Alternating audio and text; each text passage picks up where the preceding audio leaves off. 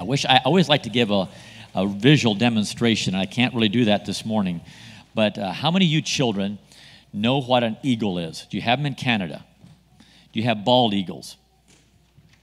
You have some bald eagles around here. Okay. Well, in the Bible, in Isaiah 40, verse 31, it says, "But they that wait upon the Lord shall renew their strength." How many of you like to wait? It's not very fun to wait, is it? "They that wait upon the Lord shall renew their strength. They shall mount up with wings as eagles. They shall run and not be weary. They shall walk and not faint."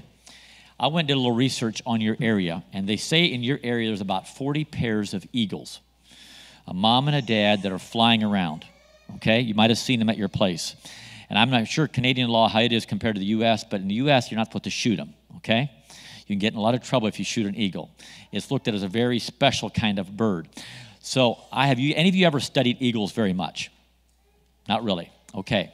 Well, I'm going to give you a few lessons, a few facts about eagles. But back in 1998, before you children were born, in the northeast corner of Iowa, there was an eagle's nest way up high in a tree. And somebody went and put a camera up in that tree. And they live streamed it. And they watched that mama eagle give birth to babies. And around the world, people started watching that. They got so excited about these eagles and these baby eagles. In fact, here's a couple things. There were 73 million people in the month of April of 1998 around the world that watched what was going on in that eagle's nest. It was the most recorded live stream ever. In fact, the royal wedding, which you may not know what the royal wedding was, but your parents do, that was 72 million views around the world. So these eagles actually got more views than the royal wedding, okay? Well, I'm going to give you a couple swift facts about eagles. You might forget some of these, but I'm going to give you a couple swift facts. Anybody want to guess how fast an eagle can fly? Go ahead. 80 miles an hour? That's a good guess. And they fly about 150 to 200 miles an hour. If they can, from start to stop, or they just want to take off, they can get up to about 150 to 200 within a half a mile. They're going really fast. They can see 4.5 square miles, and they can dive at speeds of 200 miles an hour. They may appear slow, but the reason they appear slow is because their wingspan many times is 7 feet, okay? So moving on, the power of an eagle's wings. They're very strong. They can carry objects that's equal to their own body weight for several miles distance. That would be me. I weigh about 150, 155 pounds, depends how big a meal I ate, okay? Could I carry somebody flying? Could I fly through the air for several miles carrying somebody? No, I can't even walk in here carrying somebody 150 pounds. Can you imagine the majesticness of an eagle? Well, they have been seeing flying in a hurricane almost motionless. The third point is the wonder of an eagle in the air. Anybody want to guess how many feathers an average eagle has? Make a guess. Any boys want to guess? How many feathers is an eagle's body? How about 7,000? 7,000 feathers. Didn't God create them amazingly? 16% of its body weight is feathers. That would be like us. 16% of our body weight would be the hair in our head, right? A few of you, I don't see anybody like that this morning. Just kidding. Anyhow, so how is an eagle renewed every year? It says we should renew our strength like the eagle. Did you know God changes out the feathers of the eagle every year? They get new feathers. But he does it one at a time, and never do two feathers come out of an eagle's body at the same time. You'll have a feather come out, and then while it's growing back in, a new feather is being grown, the next one beside it comes out. Because think about it. If a whole bunch of feathers would come out of an eagle's body at one spot, it couldn't fly. So our God, our creator, is an amazing creator. He created an eagle so that while all 7,000 feathers are renewed every year, it happens one at a time, but at different spots of the body, okay? Fascinating. The sudden attack of an eagle. They're very efficient hunters. They only hunt what's necessary for food, coon, chickens, etc. They will steal food and often attack its prey upside down. You have Canadian geese up here, right? I'm assuming, because we call them Canadian geese in the States, so I'm sure you've got them. They will attack a Canadian geese. They'll flying up high in the sky. They'll go down. They'll turn around, and they'll attack that Canadian goose right in the chest. It's amazing. The height of an eagle's nest. They want to put their nests way up high for three main reasons. One, protection for the young. Also, when they're way up high, they can survey out and see around them. If any of you dads are deer hunters, if your dads are deer hunters, they're probably up in a tree stand, because they get up in a tree stand, they can see when that buck or doe, whatever may come along, okay? Or maybe you have bears around here, I don't know. Well, and also, it's energy saving, because when you take off flying, think about it. If you're on the ground and you want to take off for a flight, if you're a young eagle, that's hard to take off. But if you can jump out of a high nest and fly, half the work's done for you, because you're already up pretty high. The eagles take care of their young. They do it in a variety of ways. Daddy eagle goes out and does the hunting, while mama stays home. That really is the way it is. He goes out, does the hunting, delivers the food to the mother, and then she tears it up in bite-sized pieces for the young. He may bring home a dead rabbit, and she tears this rabbit all up. Sounds kind of gross, right? She tears this rabbit all up, bite-sized pieces for the young eagles, okay? They bear their young on their wings, as it says in Exodus 19:4. But they have very sharp eyes. See, my eyes aren't as sharp as yours. I'm looking, and not only one of you guys have glasses on. But I'm wearing glasses, or I can't see to read very good. Eagles' eyes are very sharp. I'm going to tell you how sharp. They have 2 areas of fovea, compared to the human eye, which only has 1. The eyes are placed forward on an eagle. It gives them much more depth perception, helps them to know when to pull out of a dive. It has a vision of 270 degrees. It has 2 eyelids. In addition to the normal eyelid, it has what is called the nictitating membranes, which can be closed for protection from the wind. Hungry eaglets, or the violence of a kill without affecting the eagle's vision. Eagles' eyes are amazing, because if they wouldn't have such good eyesight, when they dive from way up high in the sky to go down and kill a rabbit or something, they would not know how to stop just at the last second. They would hit the earth and they would die. It would kill them, but they have those good eyesight. They're also, what's the soaring heights of an eagle? Why does God compare riches to an eagle? Proverbs 23:5 warns against concentrating against just becoming rich. When an eagle flies away, it decreases in size until it is out of sight. When people become greedy, as we see many times in our culture, what happens? Inflation results. You might not know what that word inflation means, but you can talk to your dad about it. He can explain it to you. And the size of the dollar decreases until it has little size left of it anymore, okay? It's very similar to an eagle, okay? But did you know, I don't know how it is in Canada, but in the United States, we use the eagle as a symbol. It's on our money. It's on our currency. The reason they chose that years ago was because of its grandeur. And it's also just, the head is kind of sitting regally between its shoulders, and it's formed by its folding wings on the eagle. It strikes as a very royal bird, okay? The eagle was also an official symbol of the Romans, okay? Charlemagne and Napoleon today is obviously a dominant seal of the United States. Just above the eyebrow of an eagle is a bony protrusion which gives it a decisive look.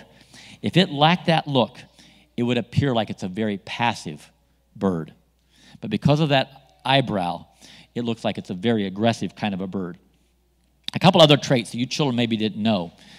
But an eagle can go after a kangaroo. A kangaroo can just be going through the desert. An eagle can go after the kangaroo, and it can break its back in a single stroke. They live to be about 60 to 100 years old.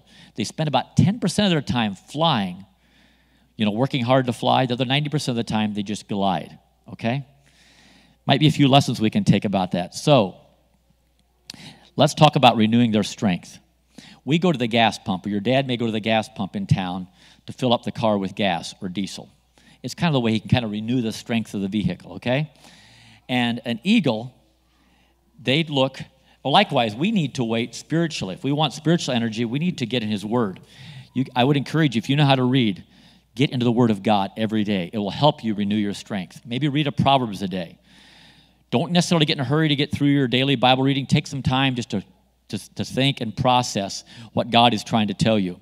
In America, in the U.S., these are U.S. statistics, but in the U.S., did you know the U.S. person, all over the country, we spend $20 billion per year on anti-aging products. That's a lot of money. Things like as to take care of bald heads, all right, take care of wrinkles, and to renew our youth.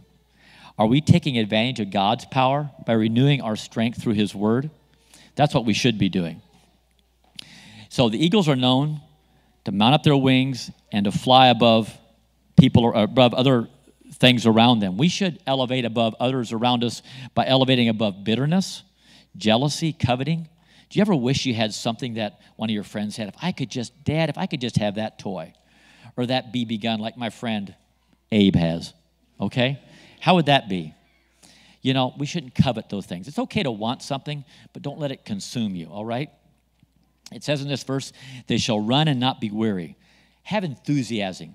Running is a picture of enthusiasm. And not being weary speaks of lasting enthusiasm. We need more enthusiasm at the church. One of my sons actually commented how enthusiastic the ushers were in this church. We've been to churches where an usher will greet you, and there's no smile on his face, and he's not very enthusiastic. But the ushers here in this church were excited this morning. They were enthusiastic. That's really good to see, okay? So as you guys grow up, be enthusiastic about life, all right? An eagle is enthusiastic, okay? And then we should endure, have some endurance. Walking speaks of the normal rounds of life. It's what we do most. It's hard to live for God in the normal routine of life than in any other area. But when we wait on the Lord in word and prayer, we will gain the endurance we need to live our life in the common routine of life without fainting. Our faith will endure the struggles of ordinary living. I'll give you a couple other things about eagles that I thought were fabulous, that really resonate within the family. Did you know that a daddy and mama eagle will stay together for life? Till death parts. They'll always be there together. And in life, fathers need to bring up their children the nurture and admonition of the Lord. But when a mama eagle dies, or when one mate dies, they will not steal Betsy from Henry. What am I saying by that? When you have, let's just say you have a mama eagle die. Daddy eagle does not go out and try to get another mommy eagle. It doesn't happen. It's not the way God created him. Daddy eagle looks for an eagle that's single or whose partner has already passed away. The human population could have learned a lot from eagles, don't you think? They really could. That really is true. That really does happen that way. So unlike America today, they will seek a mate that's lost its mate or one that's not found a mate yet. Also, a young eagle will never marry a vulture. Okay? You guys know what vultures are? Sometimes you go down the road, and I don't know if you have them in Canada or not. We have them in the state. You have a coon, and it gets hit. We call them roadkill, all right? Or some animal, and they're on the road. And if you're pulling it, you see there's an animal up there eating that coon. You get closer. It's a vulture, of course. They eat the rotten, the dead stuff beside the road, okay? Well, an eagle will never marry a vulture. So if you're a child of God, young people, as you grow up, you shouldn't ever be marrying a buzzard, okay? You should be looking for a godly wife, young men, and young ladies, you should be praying for a godly husband someday. They have the same attitude as their parents, eagles do. They're content and happy. So what's a couple closing points I want to give to you guys this morning? Well, God did not create you to sit in the nest all your life, all right? Right now, most of you children in this room are in a nest. You're in your parents' nest in your parents' home. But he didn't create you, just like he didn't create the eagle to stay in the nest. You see, when a mama eagle, this is fascinating, when a mother eagle pushes the young eagle out for the kind of the test flight, she quickly takes some of the padding out of the nest and throws it out. And when the eagle is sitting on the edge of his nest and he looks down, oh, this is too much. And when he falls back, they've actually set cameras up. When he falls back in the nest, there's prickly thorns and so forth that get at him. And they've seen little eagles, actually, they're bleeding, because mama is trying to encourage them lovingly, get out of the nest, because the nest isn't so comfortable anymore. She keeps pulling more leaves out, all right?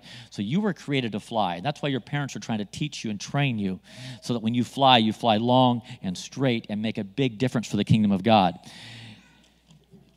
You were designed to make an eternal difference. You'll never know the resurrected life, meaning how to become a Christian, unless you really take that step of faith and fly for him. So just a couple things I jotted down this morning. In closing, 7 powerful life lessons from the eagles. They always fly alone or with their own kind. So I would encourage you young people, associate with people who are at your level, who will help you go above your level. Don't go associate as you're growing up, maybe you get in the youth group, whatever. Don't associate with people that are going to try to be a bad influence on you and try to pull you down. You want to be with people that are going to encourage you. And also, have great vision and concentration. As you go through life, look out and look at what you're going for and go after it. That's what eagles do. They don't think, well, today I'm going to hunt for this. Tomorrow I'm going to hunt for that. No, they have vision and they use it. Also, eagles feed on live food. They're not like a vulture. Vultures go after dead meat. Eagles feed on live food. So I would encourage you young people, don't waste your energy or time just going after a dead horse or going after something that doesn't matter. You know what I'm saying? Something that has no value. But here's what I found fascinating. I did not realize this. I just found this out. Eagles love a good storm. Now, when we were in that bus, some of you might saw our bus. A couple years ago, we were in a tornado. And the bus almost got flipped over, and a lot of the windows got blown out. And I was very shook up and scared that night. I don't like a good storm. Maybe you do. But that evening, I thought my end might be coming, okay? Well, eagles love a good storm. Why do you think they like a good storm? They get excited when storm clouds gather. Why? Because of the challenge it brings. And it often lifts them up above the clouds. You know, we should, when a good storm comes, who is above the clouds that we should tap into? God, Jesus. He's up there watching over us. We need to tap into him, all right? Also, eagles are a master of change management. You know, they will, like I mentioned, that young eagle would fall back on its nest and it would get caught by the pricks. It knew, okay, it's time for change, and it stepped out of the nest and it flew. But here's something very fascinating. The average eagle dies at age 40. At age 40. They have a choice to make when they get about 40 years old. Do we want to die or do we want to live? You know, it's a little different than humans. And here's what happens. They can decide they want to live. They want to live, they're not ready to die. So for the next 5 months, they have what they call a rebirth process. They can knock out their own beak and their own talons. And the Lord created them that they will grow a new beak, new talons. And they'll typically live 25 or 30 years longer. It's a very painful 5-month process. So sometimes as you go through life, you young people, you may have to think, you know what? Am I really going to live for God or am I not? And you may grapple with it. Is Jesus really going to be everything for me? And you may struggle with that like I did for a number of years. If I say, you know what? By Jesus Christ, I can do all things which strengthens me. Amen? Only through him and him alone. So I hope this morning this just kind of encouraged you. Look at an eagle differently the next time you see it. They're a majestic bird that God created. And it says, they that wait upon the Lord shall renew their strength. They shall mount up with wings as eagles. They shall run and not be weary. They shall walk and not faint. Okay? You guys can all go back to your parents. You've done a great job. Thank you so much for coming.